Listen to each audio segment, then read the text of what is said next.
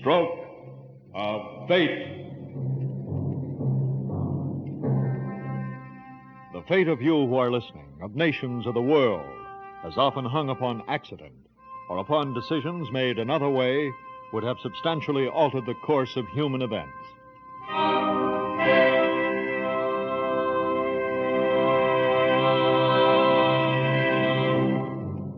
Suppose fate had decreed that in 1759 the French had beaten the British at the Battle of Quebec.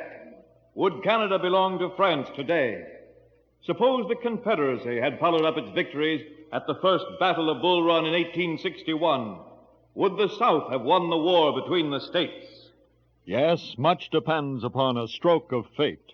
And tonight we rewrite history as we present a dramatic conception of what might have happened if, by a stroke of fate, Julius Caesar had wed Cleopatra, Queen of Egypt.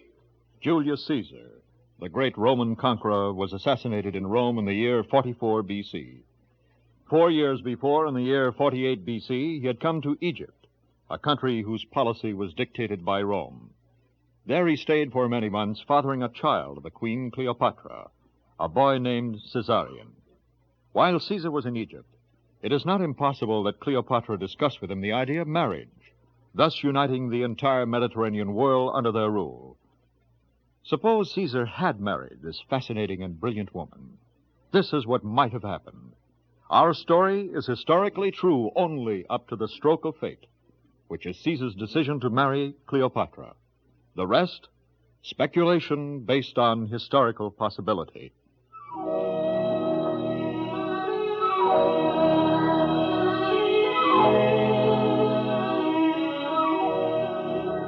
I, Cleopatra, who shared the throne of Egypt with my brother, did first encounter the Roman Imperator Julius Caesar when I was but 21, and he a man of 52. I had been banished from the throne by the official Pothinus, who then held power in Egypt. Caesar, who had come to our capital city of Alexandria, wished to place me back on the throne. Secretly, he sent for me to come to the palace, and secretly I came. In this fashion. Enter.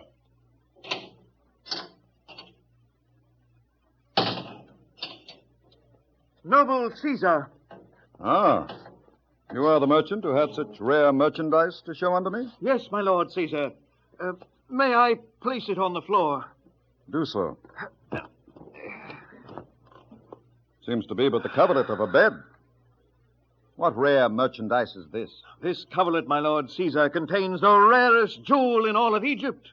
Here, see for yourself. Hail, Caesar! Ah, this is a jewel. You are... Cleopatra, the ever-living Isis, child of the sun, queen of Egypt, empress... Shall we dispense with your list of titles? I am quite familiar with them, and unlike them, time does not run on forever. Leave us, Apollodorus. I obey, great queen. Well... And do I amuse you, Caesar? Cleopatra, Queen of Egypt, comes to me disguised as a bundle of merchandise slung over the shoulder of a tradesman like a rug. Your ancestors should have seen you. Is it not better that I should arrive as live merchandise than as a dead queen? Had my enemy, Pothinus, known I was on my way here, he would have slain me. Must I then make sport for your humor? There is more beauty in your storm, Cleopatra, than in the cloudless skies of other women. That is not the tongue of the blunt Roman soldier. There speaks one who... Appreciates the beauty of a woman. What man does not? But when it is joined to cleverness, your device for reaching me was a clever one. And now to matters at moment. Shall we speak in Greek, Egyptian, Syrian, or some other tongue? In Greek, as we do. I did not know you were so accomplished in languages. I have other accomplishments, Caesar. Would you discuss literature, history, philosophy? Now, Cleopatra, do we have time? When you have been restored to the throne... I am to be restored to the throne. Good. By Isis, Pothinus will suffer such a death as... No, Cleopatra. Not unless he is too troublesome. But he banished you without Rome's permission. He is arrogant. And Egypt owes me much money, which I must have for my troops. You will not pay me. I will, Caesar. I swear by the sacred Nile, you will receive your money when I am in truth queen.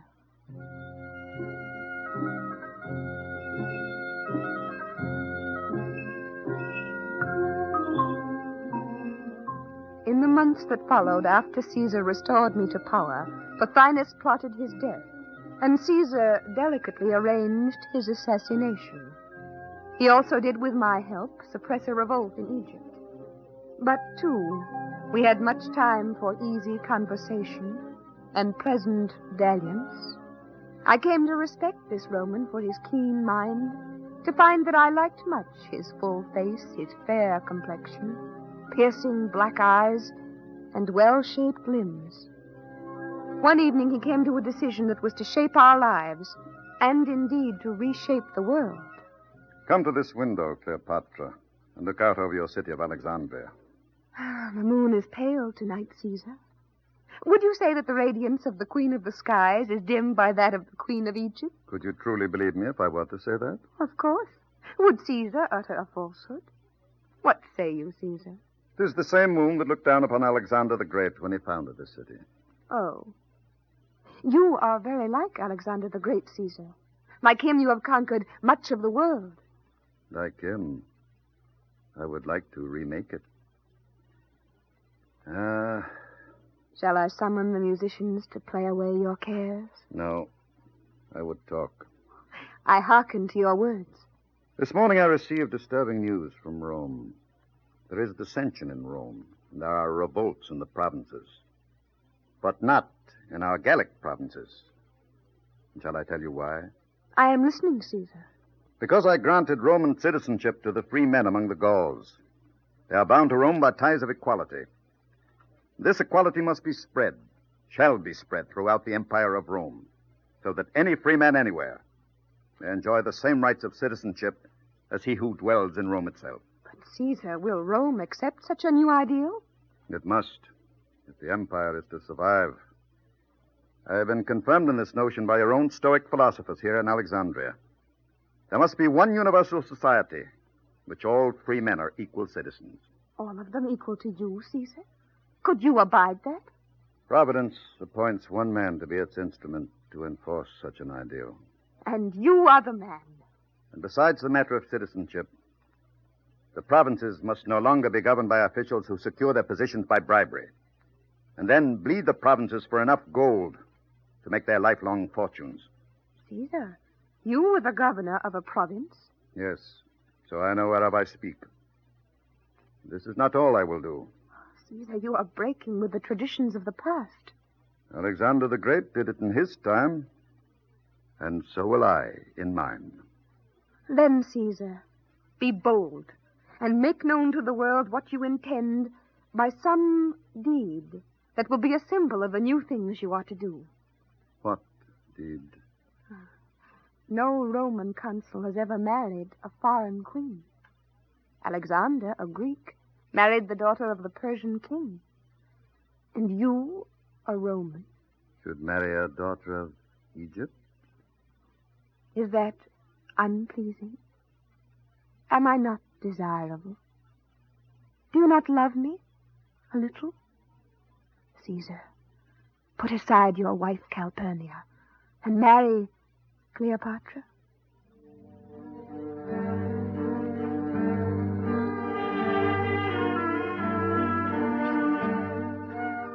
Caesar divorced his fourth wife, Calpurnia, by merely uttering, according to the Roman custom, these words before a witness.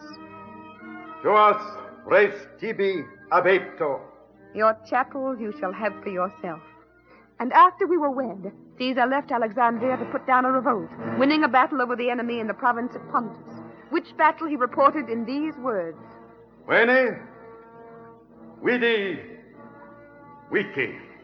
I came, I saw, I conquered. After this, we went to Rome, where Caesar was made dictator for life, and in between war campaigns, he did begin some of the many reforms of which he had spoken to me. But those who were the rich hereditary landholders and office holders of Rome did hate him for that, and among them was Gaius Cassius. And at a supper at his house... This man, This great Caesar. Cassius, he surely means to move the center of power from Rome to the east. To Egypt, perhaps. Decimus Brutus. Everything he does is against the old Roman tradition. Indeed it is. And what think you of this plan of his to take the appointment of provincial governors out of the hands of the Senate? These new officials to be appointed by Caesar and to receive a yearly stipend so high as to make, as he says, dishonesty unnecessary. Under the hypocritical guise of civic virtue, what is this but a blow at those of us who have guided the state, and to keep us from guiding it in the future? To ruin us who are Rome. And that marriage of his to the Egyptian. I tell you, everything he does is against the old Roman tradition. The ladies of Rome are furious that Caesar did divorce a Roman to marry a gypsy. It is even rumored that he will make their son, Caesarion, his heir. But this I cannot believe. With Caesar, anything may be believed. I have even heard talk of declaring Caesar to be a god before he dies. Well, perhaps he will be a god sooner than he thinks. I am with you in any plan you have concerning Caesar. And so are others. Trebonius, Casca... If you could but win Marcus Brutus to join us, his noble name and exalted position would add weight to our cause. Have you spoken of this to him? Not yet. He feels he owes much to Caesar. Do you think you can win him over? I will appeal to his Roman piety and to his sacred obligation to his noble ancestor who did kill another Roman tyrant. Ah, yes, that is the way to persuade Marcus Brutus. And once we have Marcus Brutus to lead us, then farewell, Caesar.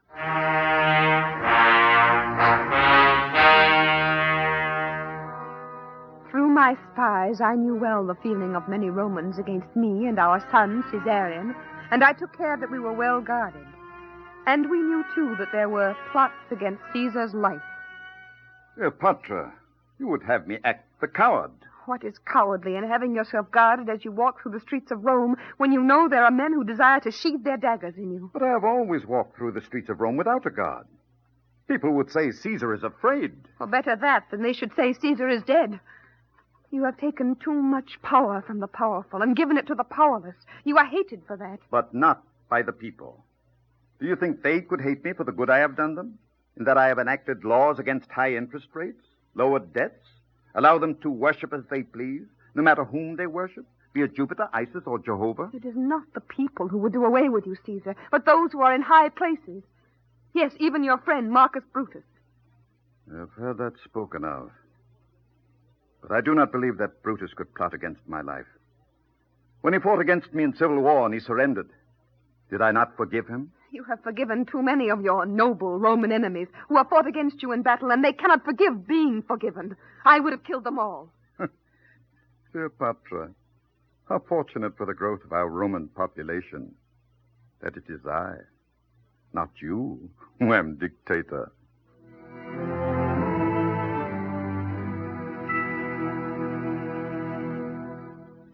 The night before the Ides of March, which is the 15th day of that month, some of those who conspired against Caesar met at the house of Gaius Cassius. Then, Cassius, the deed is to be done tomorrow. Yes, Marcus Brutus.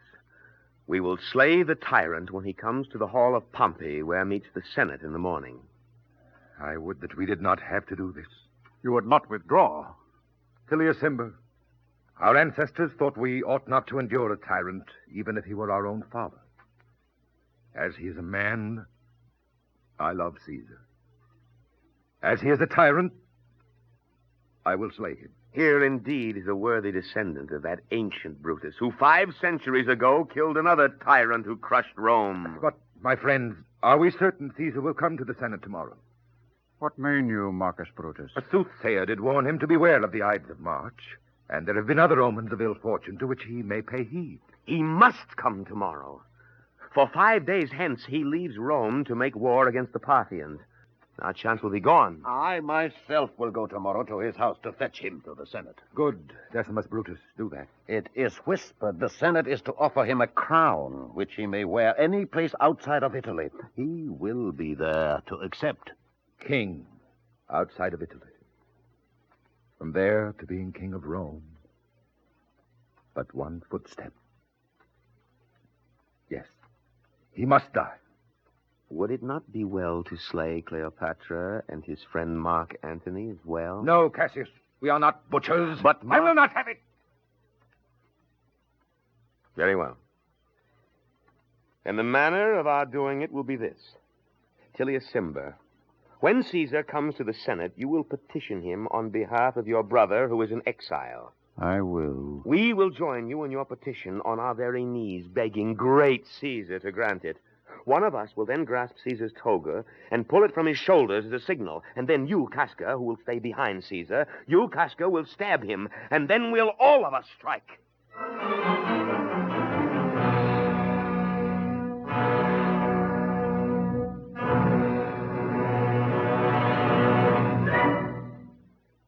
You are listening to what might have happened If, by a stroke of fate, Julius Caesar had wed Cleopatra.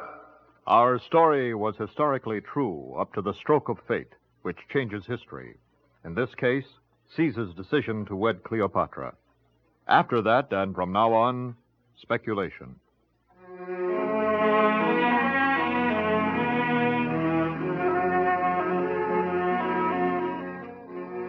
On the evening of March 14th, Caesar did entertain guests, and himself proposed as the subject of conversation. What is the best death? And himself did give as his answer. A sudden one. Early the following morning, I awoke in terror. What's wrong, Cleopatra? You are alive? Of course. This is not a ghost who talks to you. What is the matter? I had a dream, Caesar. An evil dream. I did dream that the great goddess of Egypt, Isis, herself appeared unto me, weeping. And when I asked why she wept, she said, Caesar is dead. But Cleopatra, sooner or late, death comes to us all. But she held out her arms to me, and I saw that across them did lie a corpse, pale and bleeding. It was you, Caesar. Do not go to the Senate today. Caesar, do not go. To be guided by dreams, this is not reasonable. Caesar, this is no time to philosophize when your life is in peril. But, Cleopatra, I would calm your fears. To pay such heed to a mere dream? If one eats too much, one dreams. One heeds the dream, and one's life is guided not by reason or the gods, but by an overabundance of meat or drink that caused a dream. This is folly. It is unworthy of a man, Cleopatra. But this is an omen sent by the gods. Then let me tell you. I, too, had a dream tonight. And if it is an omen, it is a good one. I dreamed I flew above the clouds and clasped the hand of Jupiter. Oh, no. It would mean, if it meant anything, that I am to be elevated to some new position of honor, to rise still higher above other men. No. No, Caesar. Your dream foretells your death. You are to die, and then receive welcome from Jupiter and the Roman gods. Caesar, I did not tell you, but a week ago your picture, your image fell from the wall. It was not hung properly. Why do you turn my words aside? Caesar, all these things foretell some dreadful event. Caesar, for love of me, and if not for love of me, for love of Rome, do not go to the Senate today. So be it.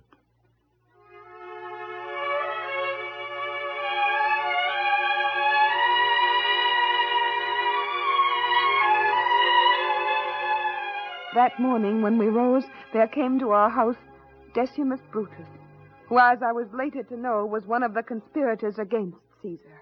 Hail, Caesar. Welcome, Decimus Brutus. I have come to fetch you to the Senate. I am not going to the Senate today. Oh? For what reason, Caesar? Must Caesar give a reason? 'Tis enough that I do not wish to go. But you yourself, Caesar, have summoned the Senate to meet. And if I tell the senators you will not come because you do not wish to, they will take it as a slight to their dignity. Caesar will not go because I have asked him not to go. Cleopatra is not well. Do not repeat what she said to the Senate, or indeed to anyone else. I will not, Caesar. But soon you go forth to conquer the Parthians. And it is written in the books of fate that the Parthians can only be conquered by a king. So the Senate intends to vote unanimously today that you be declared king of all the provinces outside of Italy.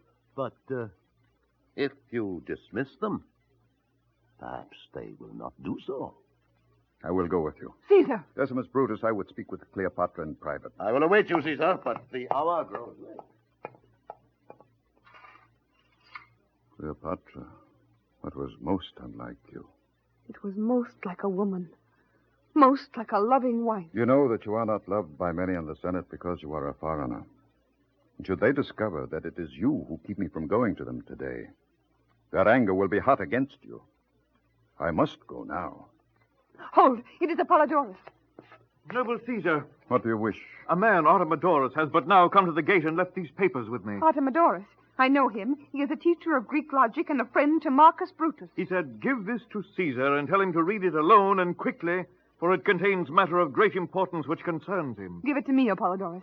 You may go. Decimus Brutus awaits me. I must go to the Senate. Read this now. When I return... Then I will read it. Very well. You will tell me what it says when I return. Wait! Wait, Caesar, for your life, wait! I plot against you. The names of those who plot. Cassius, Decimus Brutus, Tilius Cimber, Trebonius, Marcus Brutus. Let me see. And there is even how they will do it. Tilius Cimber to petition for his brother in exile, the others to join him in his plea. Casca to stay in back of Caesar and to strike the first blow. How did Artemidorus come by knowledge of this plot? He knows Marcus Brutus well enough to discover it, and loves you well enough to tell you of it. Now, what say you of my fears, my omens? Marcus Brutus. I cannot believe it of him. Caesar, send at once and have these men seized. This is a libel on the noble Brutus. He would not do this. Cassius might, but... No, it is not so. But they have betrayed you. That I will soon know. I go now, Cleopatra. You must go. At least take soldiers to protect you. I do not need them. The gods will not let me die until I have finished my work. And it is yet unfinished. If you go, I do not wish to live. Give me that dagger. Apollodorus! Apollodorus! Caesar, they will kill you. Noble Caesar. Watch over your mistress. See that she does no harm to herself. For your life, Apollodorus. Yes, Caesar. Farewell, Cleopatra.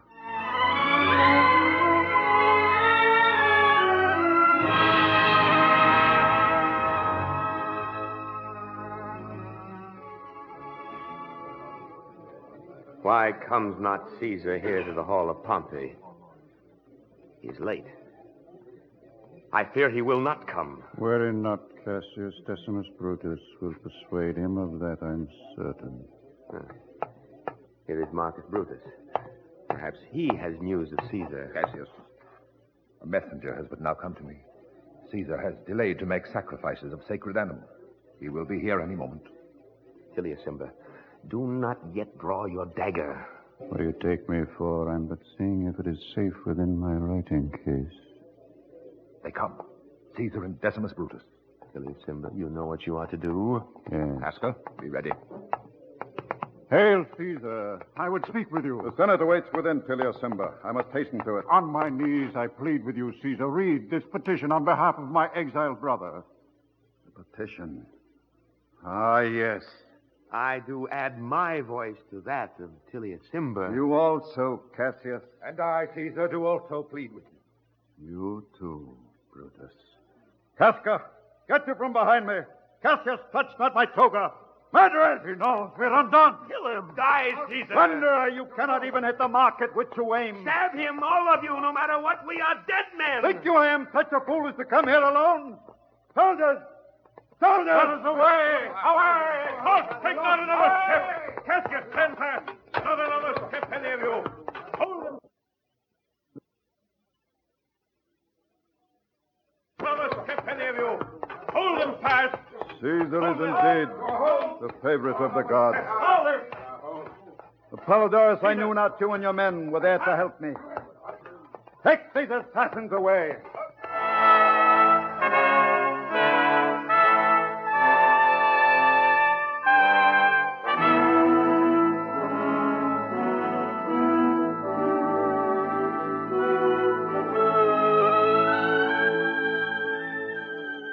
Cleopatra, I owe you my life. Forgive me for disobeying you and sending soldiers to aid Caesar. But I did tell them to conceal themselves outside the hall and not to come upon you unless you were in the most dire need. I still believe I could have alone outfaced them. The gods will not let me die until my work is finished. Yes, Caesar. So you have said. But sometimes even the gods need help.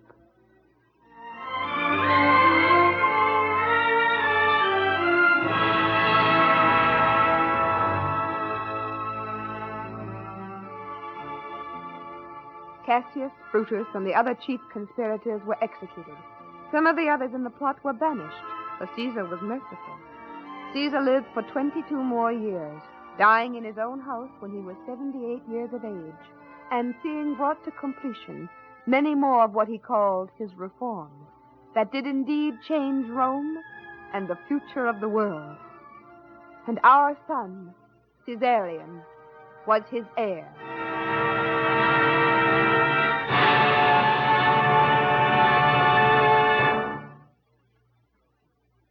And now, to tell us how tonight's stroke of fate play differed from actual history, here is our historical consultant, Moses Hadas, noted professor of Greek and Latin at Columbia University.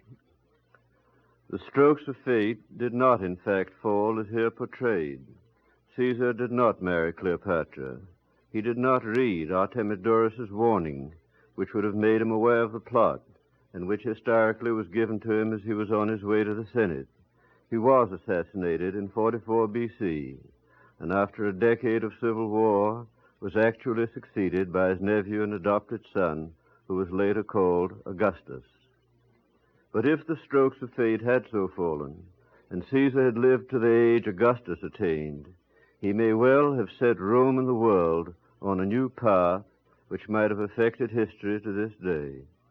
The reforms which Caesar actually initiated during the few months of peace before his assassination suggest that he was determined to break the control of administration and economic life held by the tight office and landholding clique to which men like Brutus and Cassius belonged.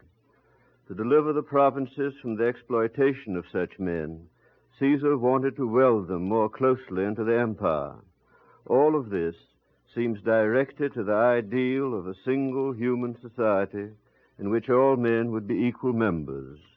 Such a society, with wealth and power fairly divided, might ultimately have embraced new peoples outside it instead of being overrun by them. A Europe united by a common language and a single organization, and sound enough to carry classical culture forward without interruption, need never have sunk into centuries of dark ages, need never have been broken up into a dozen mutually hostile nations. Given our strokes of fate, we might today be nearer the ideal of one world which would embrace all the brotherhood of man. Thank you, Dr. Hadas. We invite you to listen next week to hear what might have happened if, by a stroke of fate, the French in 1936 had opposed by force Hitler's occupation of the Rhineland.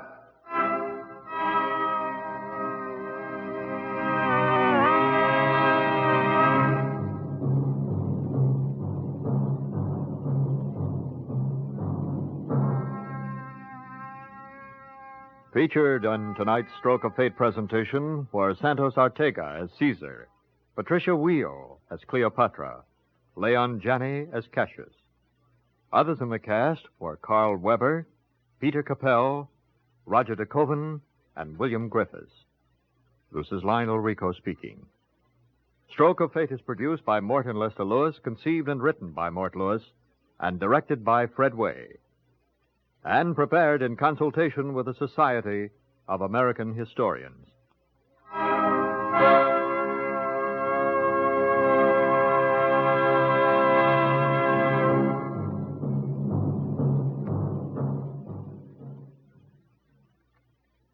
This is the NBC Radio Network.